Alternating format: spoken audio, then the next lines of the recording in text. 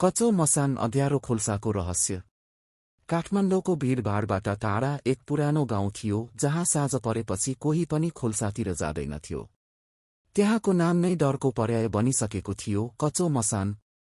गाउँका बुढापाकाहरू भन्थे त्यो खोल्सामा एक आत्मा बस्छ, आधा मान्छे आधा केही अरू, जसलाई कच्चो मसान भनिन्छ। एक दिन रमेश र उसका दुई साथीहरू सागर र दीपक जङ्गल घुम्न निस्किए।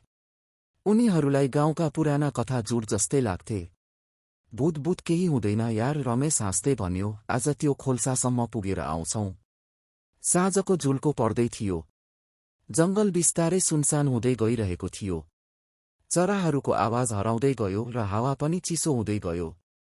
जब उनीहरू खोल्साको छेउमा पुगे, अचानक छप छप पानीमा कसैले हिँडेको आवाज आयो। तिमीहरूले सुन्यौ? सागर डराउँदै भन्यो। दीपकले टर्च बाल्यो।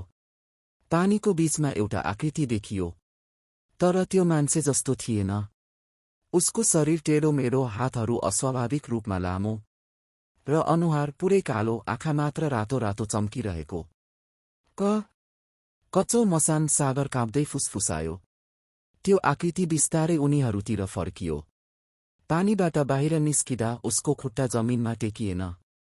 ऊ त हावामै तैरिरहेको थियो। अचानक हाँस्यो, एकदमै डरलाग्दो, मान्छे जस्तो नभएको आवाज। तिमीहरू किन आयौ? त्यो आवाज सिधा उनीहरूको दिमागभित्र गुन्जियो। रमेश भाग्न खोज्यो, तर उसको खुट्टा चल्नै मानेन, जस्तो कसैले समातेर राखेको होस्। कच्चो मसान एक झट्कामा उनीहरूकै अगाडि आइपुग्यो। उसले दीपकको काँध छोयो। त्यो छोएपछि दीपकको अनुहार एक्कासी सेतो भयो र ऊ चिच्याउँदै भुइँमा ढल्यो। भाग भाग, सागर चिच्यायो। रमेश कसरी भए पनि खुट्टा चलाएर भाग्यो।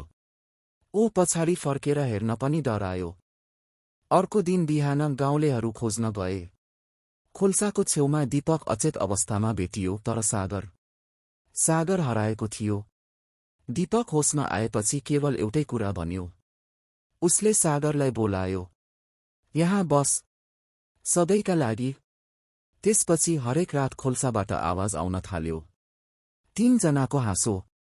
र गाउँलेहरू भन्छन्, अब त्यहाँ एक्लो कच्चो मसान छैन, 3वटा आत्मा छन्।